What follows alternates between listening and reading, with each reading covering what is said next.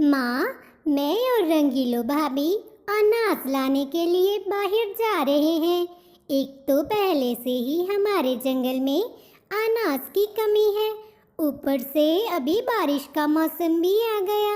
इसीलिए मैं और रंगीलो भाभी कहीं दूर जा रहे हैं, दूसरे जंगल में अनाज लाने के लिए। ठीक है टूनी बेटा, अगर तुम्हारे साथ रंगीलो बहू है तो इसलिए मुझे तुम्हारी कोई चिंता नहीं है। दोनों माँ बेटी आपस में बातें कर रहे थे कि तभी वहाँ पर रंगीलो भी आ जाती है। अरे टूनी, चलो जल्दी से, ऐसे तो हमें बहुत देर हो जाएगी। और वैसे भी कौन सा पता है कि हमें अनाज कहीं से मिलने वाला है या नहीं। आहा रंगीलो बहू, जरा जाइए आप ध्यान रखना। तुम और टूनी दूसरे जंगल में जा रहे हो, ये मत भूलना आप दोनों। जी माँ जी, हम अच्छे से ध्यान रखेंगे। चलो टूनी, चलते हैं। ठीक है माँ, आप भी अपना ध्यान रखिएगा, हम जल्दी ही आ जाएंगे। इतना बोलते ही टूनी चिड़िया और रंगीलो अपने घर से निकल पड़ते हैं। टूनी और रंगीलो को घर से निकले थोड़ा ही समय हुआ था कि इतने में तेज बारिश शुरू हो जाती है। वे बारिश से बचने के लिए एक पेड़ की डाल पर बैठ जाती हैं। देख लो टूनी, ये बारिश भी ना बहुत होशियार है। जब हम घर पर थे तब तो ये नहीं आई, और जैसे ही इसे पता चला कि हम बाहर गए हैं तो इसने भी बरसना शुरू कर दिया। ऊपर से इतनी तेज बारिश में हम अनाज कहाँ से लेकर आएंगे। मुझे तो लगता है कि अब हमें खाली हाथ ही घर लौटना होगा। रंगीलो भाभी, ऐसे हिम्मत नहीं हारते, बारिश का मौसम शुरू हो चुका है भाभी। हमें हमारे घर में ढेर सारा अनाज जमा करके रखना होगा, हम खाली हाथ घर नहीं लौट सकते। अरे रंगीलो भाभी, जरा वो देखो, भूरे भैया का चाय का ठेला। चलिए रंगीलो भाभी, इस ठंडी ठंडी बारिश में भूरे भैया के हाथ की मस्त गर्मा गर्म गोल्डन चाय पीते हैं। रंगीलो कौवी और टूनी चिड़िया भूरे के ठेले की ओर निकल जाती हैं। भूरे कौवे की गोल्डन चाय पूरे ग्रीनलैंड जंगल में फेमस थी। अरे ओ भूरे जी, जरा हमारी तरफ भी ध्यान दो और हमें भी गर्मा गर्म 2 कप चाय दे दो। जी रंगीलो भाभी, अभी देता हूँ।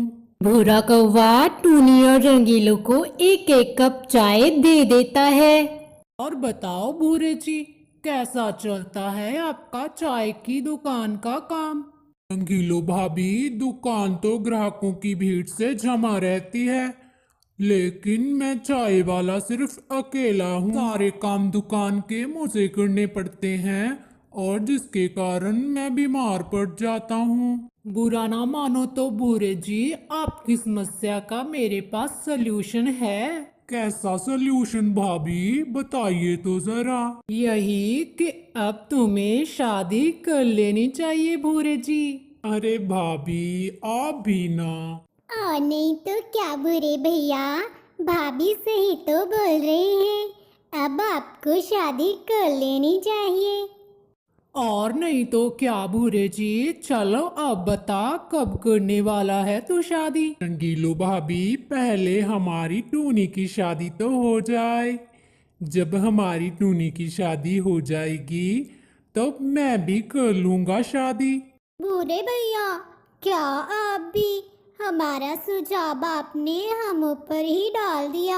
ऐसा बोलते ही टूनी और रंगीलो चाय पीने लगते हैं और चाय पीने के बाद उसके ठेले से अपने पैसे देकर चले जाते हैं। चाय पीने के बाद वे दोनों फिर से जंगल की ओर निकल पड़ती हैं।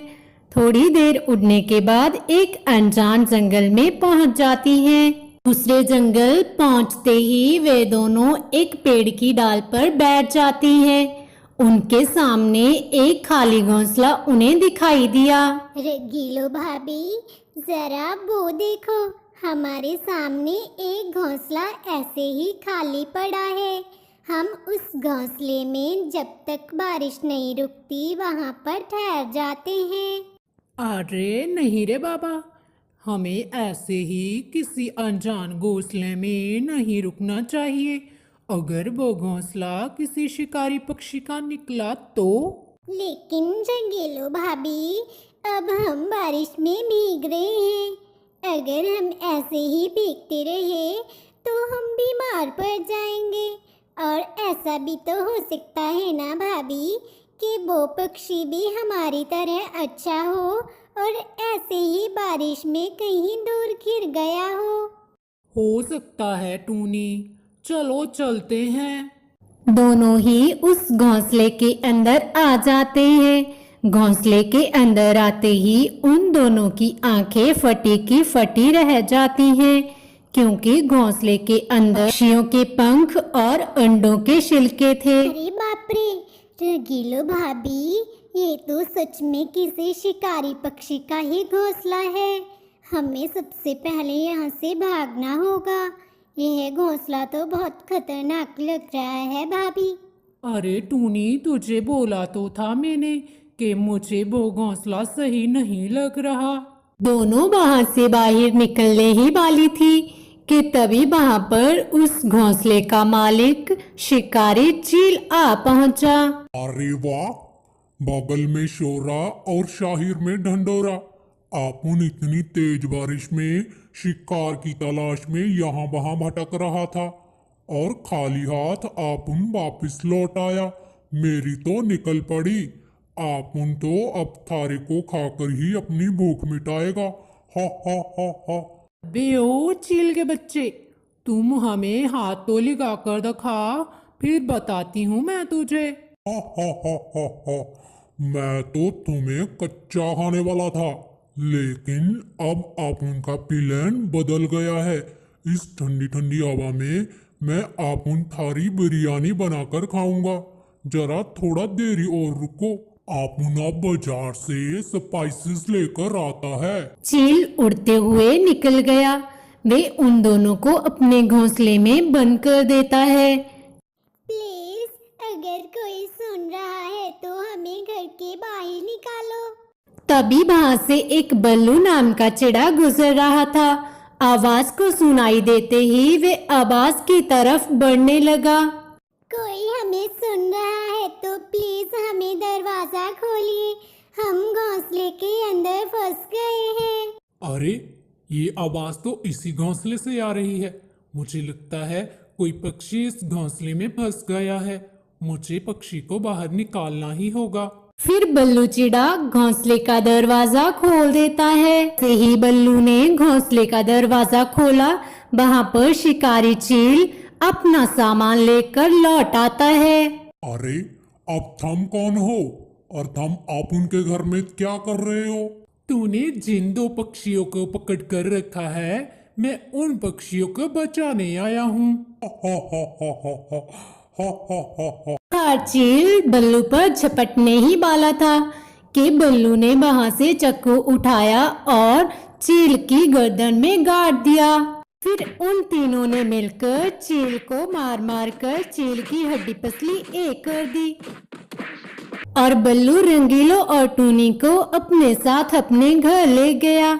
अपनी माँ को जाकर उसने सारी बात बताई। बहन जी, आपका बेटा तो सच में बहुत निडर है। इसने अपनी जान की बिना परवाह किए हमारी जान बचाई। जी आंटी, रंगीलो भाभी बिल्कुल सही बोल रही हैं। अगर बल्लू जी ना आते तो पता नहीं आज हमारा क्या होता। वाह मेरे बेटे, वाह, क्या बात है। तूने वो कर दिखाया जो कोई नहीं कर सकता। मुझे तुझ पर बहुत गर्व है बच्चे। बहन जी, अब हमें निकलना होगा। हमें बहुत दूर जो जाना है। एक मिनट रुको बहन जी, हम ऐसे ही नहीं जाने देते हमारे मेहमानों को। जाओ बल्लू बेटा, अंदर से अनाज लेकर आओ। बल्लू ने अंदर से अनाज लाकर दे दिया और रंगीलो वे टूनी उनसे विदा लेते हुए अपने घर लौट आते हैं। घर आते ही टूनी चिड़िया ने अपनी माँ को सारी बात बता दी। अरे बाप रे, ये तो सच में बात दिल दहलाने वाली है। हे ऊपर वाले, तेरा लाख लाख शुक्र है, तेरी वजह से मेरी टूनी और मेरी बहू जिंदा है। हाँ माँ, और दूसरा बल्लू जी की वजह से। अरे हाँ, ये बात तो मैं बताना ही भूल गई। अरे माँ जी, इस बात में एक बात तो बहुत बढ़िया हो गई। रंगीलो टूनी की माँ को सारी बात बता देती है। क्यों मेरी प्यारी ननान जी, क्या वो लड़का तुम्हें बल्लू जी पसंद है? अरे भाभी, आप भी ना। टूनी चिड़िया शर्माते हुए किचन की ओर चली गई। रंगीलो बहू, ये तो बहुत अच्छा हुआ, हम कल सुबह ही बल्लू जी के घर चलेंगे। अगली सुबह होते ही कालू, भूरा, रंगो, टूनी की माँ बल्लू के घर चले जाते हैं। रंगीलो कौवी बल्लू की माँ को सारी बात बता देती है। ये तो बहुत अच्छा हुआ रंगीलो बेटी, हमारे बल्लू को भी आपकी टूनी बहुत पसंद है। अब तो देर किस बात की माँ जी, अब हम जल्द ही कोई अच्छा सा मुहूर्त निकलवा कर टूनी बहन और भाई साहब की शादी करवा देते हैं।